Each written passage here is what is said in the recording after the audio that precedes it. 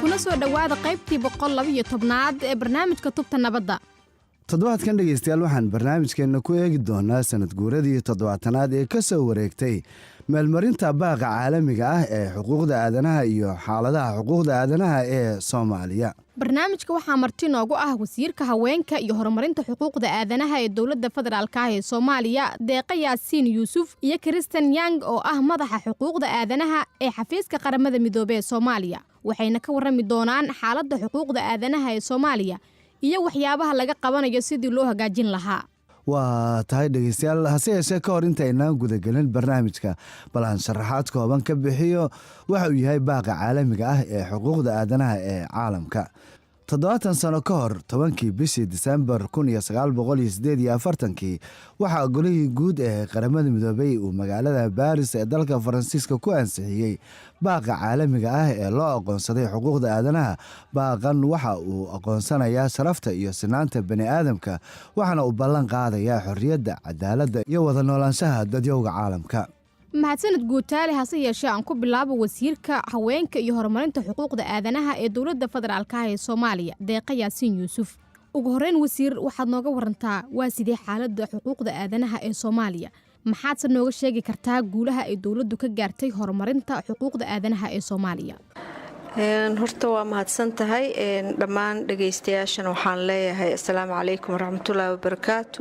waxaan isleeyahay haddii aan cabiro Soomaaliya iyo dowladda Soomaaliya waxyaabaha ka dhacay ama ay qabatay, waxaan isleeyahay sanadkan muhiimad gaar ah ayuu Soomaaliya u leeyahay oo ah in ay Soomaaliya ka qayb gashay xubin codle ka noqotay golaha xuquuqda aadamaha ee qaramada midoobay. taas waxa weeye guul ma aragtay aad u weyn. waxaa kaloo ka mid ah guulaha aan ka gaarnay dhinaca dadka xuquuqda dadka naafada ah. waxaad sanadkan gudihiisii waxaa maaragtay aan diyaarinay, wasaaraddu diyaarisay maaragtay sharcigii oo lagu dhisayay hay'adda naafada. waxyaabaha kale waxaa ka mid ah maaragtay guulaha laga gaaray xuquuqda dadka naafada ah maadaama aan ka hadlayno maalin maaragtay arrimo xuquuqul insaan. waxaa jirto muwaadiniin Soomaaliyeed oo xuquuq ka maqnayd, marka ka wasaarad ahaan iyo ka xukuumad ahaanba markii aan meesha nimid waxay naga codsadeen 3 arrimood. tan koowaad ay tahay in loo dhiso hay'ad naafo oo qaran. 2 in oo axdiga qaramada midoobay dadka xuquuqda dadka naafada ah Soomaaliya ay saxiixdo, iyo sharcigii dadka naafada ah in loo suubiyo. marka waxaa horta sharaf weyn ii ah codsigii ahaa in 2 ka mid ah ay suurtoobday. sharcigii dhismaha hay'adda naafada ah xukuumaddu way soo diyaarisay, way ka soo dhammaatay. golaha shacabkana sidoo kale wuu soo dhameeyey, haddana waxay hortaalaa aqalka sare. walaa horta sidaa ogtahay Soomaaliya waa wadan ka soo kabsanaysa civil war waxa loogu yeero dagaalo sokeeye oo 23 sano kadib iyo ka badan maaragtay marka waa dareemi kartaa culayska jiro. laakiin aniga waxaan aaminsanahay in ay jirto xukuumaddii iyo wasaaraddii really ay maaragtay ka go'an tahay inay wax ka qabato. wasiir maxay guulahaasi uga dhigan yihiin shacabka Soomaaliyeed iyo dowladda federaalka ah labadaba? walaa horta waxay uga dhigan tahay in waxa madax loo yahay waa shacabkan xuquuq iyo ayay leeyihiin. marka haddii wasaaraddii ay miro ka dhalisay waajibaadkeedii ka saarnaa shacbigeeda, waxaan leeyahay waa aad waxaan aniga ka wasiir ahaan aan ugu farxo, ka xukuumad ahaanna aan maaragtay aan ku faraxsannahay. sababtoo ah dadka waxaa lagu qiimeeyaa shaqadii ay qabteen. sanad ka hor maanta meeshaan joognay iyo maanta meeshaan joogno ma aha hadal ee waa ficil iyo result la arki karo. Sharcigii caruurta kii FGM ku bilowday, sexual offenseska dhammaaday, sidaasoo kale iyadana maaragtay kii kale oo maaragtay iyo shuruucda soo socoto dhan. Marka taas waxay ku tusaysaa inaan maaragtay foundationkii aan diyaarinay dhaqangalkeediina aan ka shaqaynayno.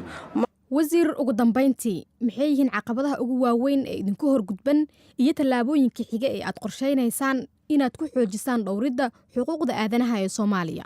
wallaahi caqabaduhu waa badan yihiin. waxaa ka mid ah wadankii inuu maaragtay soo kabanayo. waxaa ka mid ah in intaani inka badan xukuumaddu rabi lahayd inay qabato, laakiin haddana dakhliga wadanka oo maaragtay soo galayo inuu hadda soo kobcayo, soo badanayo. mar walbana markii dakhligu bato adeegan wuu badanayaa oo loo qabanayo shacabka. intaasoo dhanna waxa waaye wax isku wada xirxiran waaye.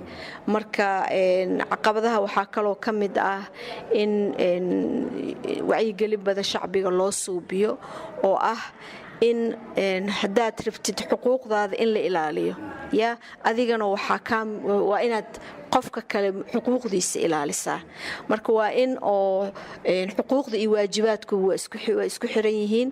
adiga ka saxaafad ahaan xuquuqdaada haddaan ilaaliyo, adna waa ka muwaadin ahaan waa inaad tayda ilaalisaa, waa inaadan idigu xadgudbin. soo wacyigelintaas iyo fahamkaas in laga shaqeeyo ayay u baahan tahay. wasaaradduna diyaar bay u tahay. in waxaa naga go'an inaan dhisno shacab dareemayo xuquuqdooda iyo waajibaadkooda, isla markaana isku xadgudbin, aan ogolaanin in lagu xadgudbo. waxa waaye in la bedelo culture inaan dhisno oo xuquuqul insaan ku dhisan. taasna waa mid aan ka shaqaynayno, waana waxay caafimaad u tahay in haddaan intaasoo dhan aan gaarno in wadankeenu hore u socdo, uu noqdo wadan muwaadiniintooda xuquuqdoodu la ilaaliyo, ayagana kuwooda ay ilaaliyaan, waajibkoodana ay gubtaan. aad bay u mahadsan tahay. taasina waxay ahayd wasiirka wasaaradda haweenka iyo horumarinta xuquuqda aadanaha ee Soomaaliya, Deeqa Yaasiin Yuusuf, oo sida aad maqlayseenba nooga warramaysay xaaladda xuquuqda aadanaha ee Soomaaliya. weli dhegeystayaal waxaa inoo soo socda qaybihii kale ee barnaamijka, hase yeeshee intaynaan u gudbin qaybta xigta balaan yaro eegno aragtida dhegeystayaasheenna ee ku aadan xaaladda xuquuqda aadanaha ee Soomaaliya iyo sida ugu habboon ee loo horumarin karo. magacaygu waxaa la yidhaha cabdulqaadir salaad cali. anigu waxaa aaminsanahay in lagu hagaajin karo qof walba asoo la ilaalinayo xaqa uu leeyahay, iyadoo oo loo kala fiirinaynin darajo, sharaf, magac, wax iyadoo loo kala qiimaynayn, qof walbana la ilaaliyo. magacayga waxaa la dhahaa maxamed khaliif nuux. xaaladda aadamaha waxaa loo hagaajin karana ay tahay in lisxaq dhowro, xorriyaddiisa gaarkaana in la siiyo. sidaasaan u arkaa, aan la dulmin oo qofka aan lagu xadgudbin, qofna wuxuusan raalli ku hayn inaan lagu qasbin. naanays ba haatee qofka bini'aadanka wuxuusan raalli ka hayn inaanba lagu dulminba. aad bay u mahadsan yihiin. kuwaasina waxay ahaayeen qaar ka mid ah dhegaystayaasheenna oo ka aragti dhiibanayay sida ugu wanaagsan ee kor loogu qaadi karo dhowridda xuquuqda aadanaha ee Soomaaliya. weli dhegeystayaal waxaan bartanka uga jirnaa barnaamijka tubta nabadda oo ah barnaamij uu soo saaro xafiiska kaalmada qaramada midoobay ee Soomaaliya. waxaana weli inoo soo socda qaybihii kale ee barnaamijka, hase yeeshee balaan markaan eegno Kristen Yang oo ah madaxa xuquuqda aadanaha ee xafiiska qaramada midoobay ee Soomaaliya, waxaana ay nooga warramaysaa iskaashiga ka dhexeeya qaramada midoobay iyo Soomaaliya, gaar ahaan shaqooyinka ay isla hayaan labada dhinac ee ku saabsan kor u qaadidda ilaalinta xuquuqda aadanaha ee dalka Soomaaliya. I'm happy to say that we are celebrating the 70th birthday of the Universal Declaration of Human Rights this year. waxaan ku faraxsanahay inaan sheego inaan u dabaaldegayno 70 guuradii ka soo wareegtay markii la meel mariyey baaqa caalamiga ah ee xuquuqda aadanaha. haddii aan ka hadalno waxyaabaha aan kala shaqayno dowladda Soomaaliya, waxaan fursad u helay inaan si wada jira u samayno barnaamijyo ku saabsan xuquuqda aadanaha. barnaamijyadan waxaa hormuud ka ah dowladda Soomaaliya, gaar ahaan wasaaradda haweenka iyo xuquuqda aadanaha, waxaana si wada jira uga qayb qaata UNICEF, UNDP iyo UNSOM. waxaana taageera deeq-bixiyaal kala duwan. beesha caalamku waxay siisaa mudnaan gaar ah xuquuqda aadanaha iyo tan Soomaaliya gaar ahaan xiriirka ka dhaxeeya xuquuqda aadanaha iyo amniga marka la eego colaadaha socda.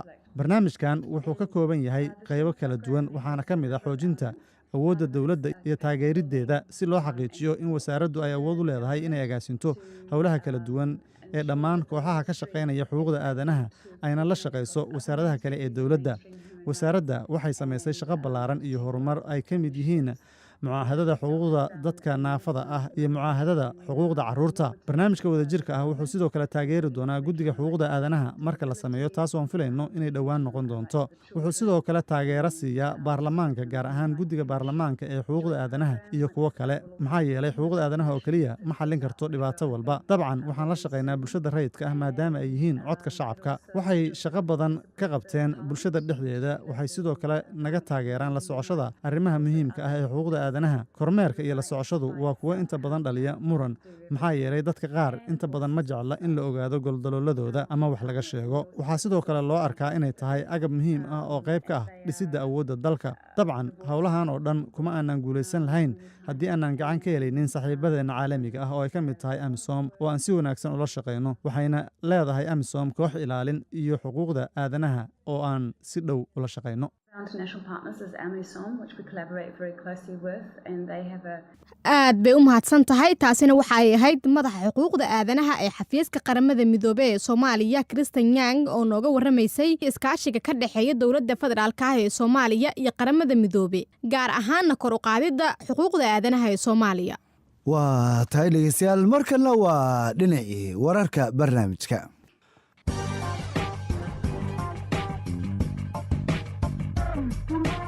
hay-adda lacagta adduunka ee marka magaceeda lasoo gaabiyo loo yaqaano IMF ayaa waxay sheegtay in dhaqaalaha Soomaaliya la filayo inuu kobco sanadkan 2018.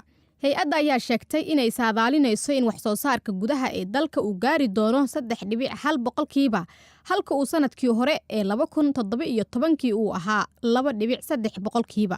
warbixinta hay-adda ayaa intaasi ku dartay in dhoofinta muuska iyo dalagga masagada ay kaalin ka geysteen dhaqaalaha soo hagaagaya ee dalka Soomaaliya. ku-xigeenka ergeyga gaarka ah ee qaramada midoobay u qaabilsan arrimaha Soomaaliya Peter de Klerk ayaa ugu baaqay dhammaan Soomaalida inay u istaagaan ilaalinta xuquuqda aadanaha ee dalkeena. Isagoo ka hadlayay goob lagu soo bandhigay sawirro ku saabsan xuquuqda aadanaha oo ay sameeyeen arday Soomaaliyeed ayaa Peter de Klerk waxa uu sheegay in maalin kasta ay tahay maalin u taagan ilaalinta xuquuqda aadanaha, balse loo baahan yahay in si gaara loo xusuusto kuwa sida aadka loogu tunto xuquuqdooda.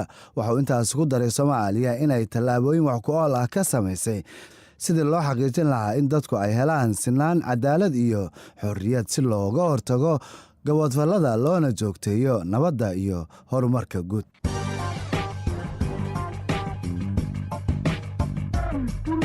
waa tahay dhegeystayaal, markana annagoo soo gaarnay qaybihii dambe ee barnaamijkeenna balaan u beyrno dhinacii madadaalada barnaamijka. waxaan maanta idiin hayaa hees ka hadlaysa dhowrista xuquuqda aadanaha oo halkudhigeedu yahay xaqdhowr. waxaana noogu luuqayn doonaa fanaanka caanka ah Sidii Cali Winkey oo ay la jiibinayaan kooxdiisu.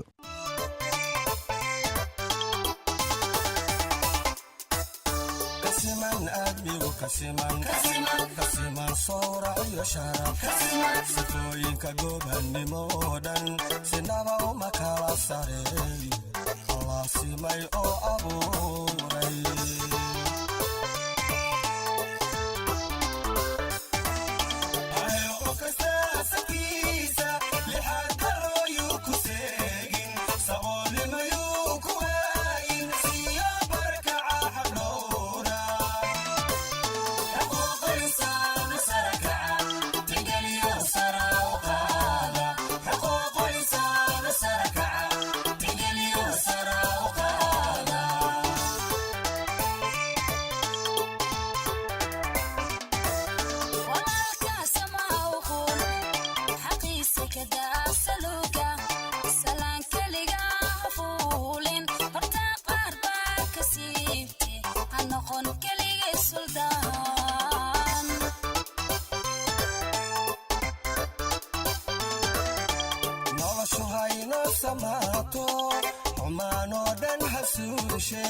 qof kastoo saaran dunida ha helo saamiga xaqiise ha noqon keligii suldaan.